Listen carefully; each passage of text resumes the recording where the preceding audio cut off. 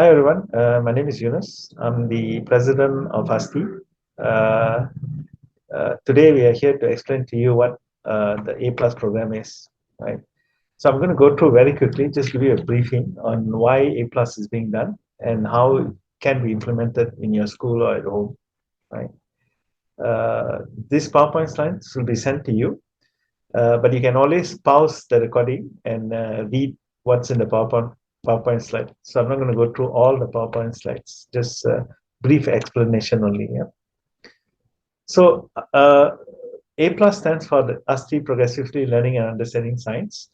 And the whole idea is to build a framework for understanding scientific principles, right?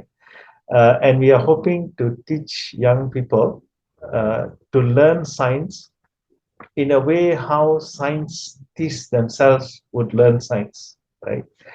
And one of the ways in which scientists learn science is to learn it through concepts, right? So what a scientists do is they learn the concept first, then they go into learning facts and figures, right? Now, A plus is not a tuition program, so it's not geared towards examination, but it's geared towards understanding, right? So we have taken out everything related to facts, figures, formulas, which is in the formula, which is in the Malaysian syllabus or the textbook. We've taken all of that out, and we only focusing on the particular concepts or scientific principles that is being what do you call spoken about in that particular chapter, right? So we're only focusing on that part, right? Because that is the most important part that we need to understand in order to then understand science itself, right? And this is based on how our brain itself learns, because our brain itself learns things through concepts, right? And once the brain has built a framework or a concept of understanding something, only then the brain will start populating the concept that is built with information, right? So an example is how a builder would build a house. So the builder will first build the foundation and the structure of the house first, right? So that's the concept. The brain will build the concept first, and then the builder, in the case of the house, will start putting the bricks, putting on the bricks, the cement, the piping, and all that comes much later, right? What comes most important is the foundation and the structure of the house first, right? So the same thing with the brain. The brain builds a model of understanding, a model or concept of understanding nature, and then it will start populating it with information, right? Now, you can have a look at this. I'm skipping this. I'm going to straight away go into what concept is. What is a concept, right? And that's a definition given by a dictionary. So I'm not going to go through that because sometimes it's more difficult to understand what the dictionary is trying to say. So I'm just going to simplify it in a way of how I understand concepts.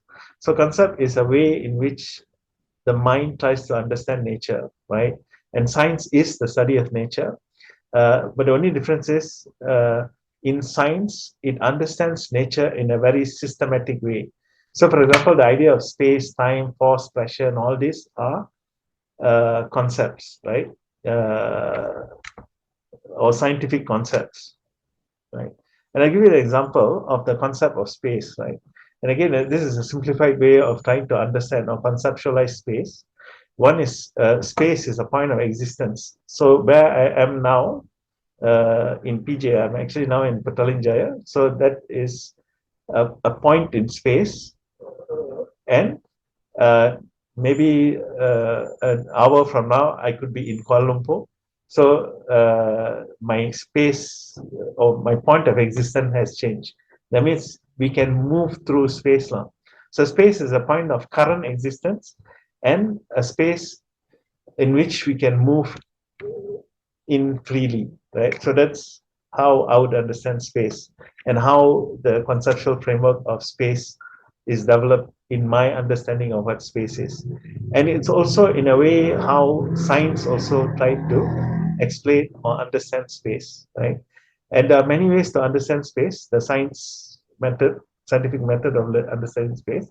One of the most well-known is the Cartesian model of space, which is the what do you call X, Y, and Z axis in which we build a graph, and then we put the coordinates that will know where the space is, where we are existing in the space, and then after about an hour we will be in a different space, so we can move through space. So that's basically what the concept is, right? Now the same thing goes for force, right? Force is a concept, right? And it should be able, a good scientist who understands force should be able to understand and explain it in the simplest of form. So basically, force in science is defined as something that causes change to happen, right? So in just 6 words, I can say force is something that makes change, or I can define force as something that makes change. That's just 3 words, right? Now, this is force itself is a concept, and it's also in language. It's also defined the same way. Like for example, he's a force for good. That means he's he is able to make change for a better world, for example. So that's also what force is used in space, in language definition as well.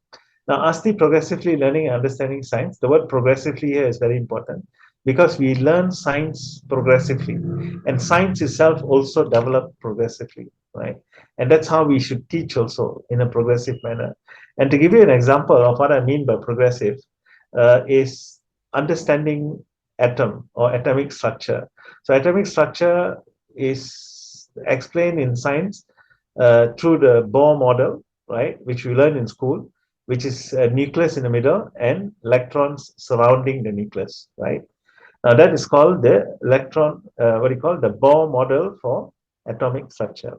Now this structure is very easy to imagine because when I was a kid, how I understood atom is I look at the solar system where the sun is the nucleus and then the planets are like electrons going around the sun. So that's how I understood atom and atomic structure. But as science progressed, this model was improved, and the new model for understanding understanding atoms is called the electron cloud model, right? Now, this is a different model of understanding atoms, but it's also the more accurate one. But yet, in primary schools, we still teach the electron orbital model or the electron orbit model because it is something which is easier to understand, and it also signifies or what do you call shows some of the main concepts in the electron, which is or in the atom, which is the nucleus, and the electron going around the nucleus, right? So we still learn that, right? And the reason why science is keeping this for learning science because it is a simpler or easier way to understand because it's not very abstract, right? Now you can have a look at this. You can pause and read this on your own when you have your own time, right? But I'm going to skip this, and I'm going to talk about two very important framework in which we build the APLUS module, right? The first framework is simple versus complex, right? We define something as simple, which is something which is standalone. That means you do not need other concepts to explain this concept, right? So a complex that stands alone is a simple concept, but a complex concept is a concept that requires other concepts to explain it.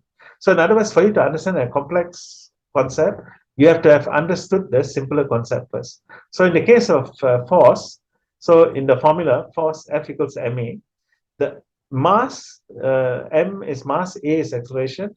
Mass is a simple concept. Force is a complex concept because for us to understand force, we have to first understand mass, right? So that is the framework, simple versus complex. Now let me go to the other one, which is easy versus difficult, right? Now in the framework of easy versus difficult, easy is defined something which is easy to imagine. That's why we can understand something easily because it's easy to experience. it's easy to imagine, right? Whereas something which is difficult is something that we do not experience often, or it's something which is very difficult to imagine. So it's something which is abstract. So just now, the electron cloud model is very difficult to understand. Although it's simple, it's very difficult to understand because it is not easy to imagine. That is why it is difficult, right? Now in A plus, we always go from simple to complex, or we try to go from simple to complex, easy to difficult. But it's not always the case we can do that, because sometimes a simple concept can be difficult and a complex concept can be easy to understand, right? So we try to form a balance between the two, and as we progress through teaching in the module, teaching through the different concepts, we try to follow as closely as possible these two paradigms, right? But we can't do it all the time because of what I explained just now, right? And also we are bound by the Malaysian syllabus, which follows a particular way of or sequence of teaching their concepts, right? And the other thing about A plus is, like all other ASTI projects, is very experiential and experimental. So it is very, very important that while you're going through the module, even if you skip the theory, make sure you do the experiment, right? So the experiment or the activity is a lot more important than the theory. You can just do the experiment on this thing, and if you want, you can even skip the theory, but do not focus on the theory and then don't do the activity, right? And that is a very, very important thing that you you as a trainer should remember when you are running A plus for your students, right? So here's some samples of activities that we have done or we have developed for students, right? So this is to understand magnets, but it's also to understand hypothesis, the scientific method. Because first, what the students have to do is they have to guess whether something is magnetic, and then test it to see whether they were right or wrong. So this is number one is you hypothesize whether something does something. In this case, you hypothesize, for example, the pencil, whether the pencil is magnetic. Then you test it. Then you see. Then your result will show whether or not your hypothesis is right or wrong, right? So this simple activity will not only teach students how to use a magnet, but it also teach students about the scientific method, right? Now here are other examples. This one is uh, using learning through using the hearing senses. So we listen to something and then we try to connect the something that we listen to a picture, right? Here's another example of another activity that you can run for your students, right? Another example on breathing, where they learn about breathing and also they learn about pressure, high and low pressure, right? Now, when you're conducting the A plus, right? So that's basically what A plus is about. I want to talk about conducting A plus for your students, right? So when you're conducting A plus, right, and let's say you're a teacher, we strongly encourage a lot of interaction, right, and a lot of discussion among students to encourage peer-to-peer learning, right? And that is why we recommend that for your students, you divide the classroom into a cluster model where they are looking at each other. So while they're doing the experiment, they do it on their own, and then get them to discuss with each other, right? On what they have done and what they observe when they're doing it, right? So make sure you have a lot of interaction within themselves, and then after that you can summarize after the discussion has taken place, right? The other thing is, if possible, we strongly encourage that you gamify the entire workshop, right? So, for example, each activity, you can divide each cluster, right, into teams, and then the teams can then play games. So they do an activity, and then you can give points for the activity, how well they do it, how well they explain. And then at the end of the day, you can give prizes, right? And here you can read on your own again. There are certain criteria on how or what a game should have, right? So you can have a look at this, and then you can come up with your own way of gamifying. So this one we have left it full to you, to how you're going to gamify the learning of A plus, or while you're conducting A plus, right? Now, some criteria again, or some what do you call things that A plus uses, right? We use a lot of activities and experiments. We use a lot of analogies. The reason why we use analogies is to make something which is difficult easy. In other words, take something which is abstract. We use analogies to make something which is abstract non-abstract. That means easy to imagine. So, like for example, electron, one way to easy to imagine how the atom will look like is to use the solar system, right? And in fact, that's how I understood the electron. I mean, how the electron orbits around the nucleus and all that is because I imagine the solar system, because the solar system is easier to imagine than an atom, right? I'll skip all this. You can again read or pause this video and read it on your own. This one also, A plus is a pilot program. Ideally, you should do this before let's say they are in standard 4 now. Next year they're going to standard 5. You can do the standard 4 module today so that they understand the framework. And then when they go to standard 5 next year and they are learning the new things in classroom, they will be able to understand it better because they have already understood the concepts, right? But because of COVID-19, what we are also encouraging you to do, and because A plus can be done very fast, because we're only focusing on concepts, they can learn the entire syllabus in 2 days, 2 full days through the workshops. So that the students who have not learned during the lockdown, let's say during the lockdown, they were in standard 2 and standard 3, and now they are in standard 5, for example. Make sure you do for them during the lockdown, the standard 2 and standard 3 first, right? So that they have understood the concept before. What they did not understand during the COVID-19 lockdown, they've understood it better, so that they won't have a lot of problems trying to understand what they are learning in standard 5. Again, science is something that we learn progressively. If we have not understood what we are supposed to have understood before, so in other words, if we have not understood standard 1 and standard 2 and standard 3 properly, we'll have, or the students will find it a lot more difficult to understand standard 4 or standard 5, standard 6, and form 1 and form 2 and all that, because they did not understand the foundations or the basics. So that is why we strongly encourage those who have not been able to learn well during the COVID-19, do this program for them and run the syllabus again for them when they were in lockdown. So if they were in lockdown in standard, during the lockdown, they were in standard 2 and standard 3, run the modules for standard 2 and standard 3 for them, right? Again, the rest I'll let you read on your own, right? Please make it fun, right? If they do not understand, they do not need to understand everything.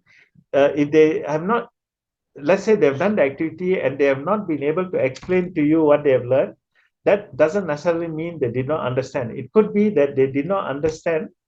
They understood, but they couldn't explain to you, right? Because the brain is made out of many parts. So the parts of the brain that is in charge of language and understanding concepts are 2 different parts of the brain. So just because the brain understands something doesn't mean the brain is able to then communicate it to you through language, what it is understood, right? So that's something that we need to understand, right? So do not force them to understand. That means, let's say they do not understand, you can run the activity again, and you can ask them a little bit more questions. If they still don't understand, move on. Do not stay on. But that's when things become difficult for them, and then they'll get bored, and then it'll no longer be fun for them, right? So it is important that A plus remains fun and exciting so that they want to learn more, right? We are looking for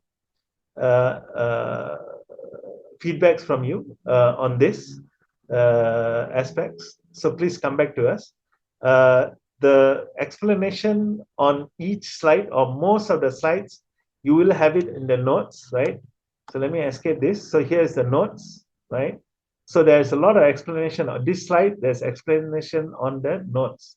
So the one that you get, you can read the notes first. You as a trainer, make sure you look at the slides and also read the notes, right?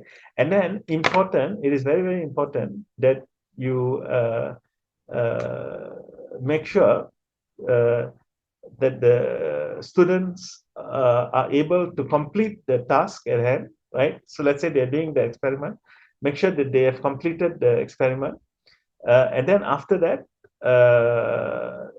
at the end of it, it is important that you send us back your feedback so that we are able to improve it better, right?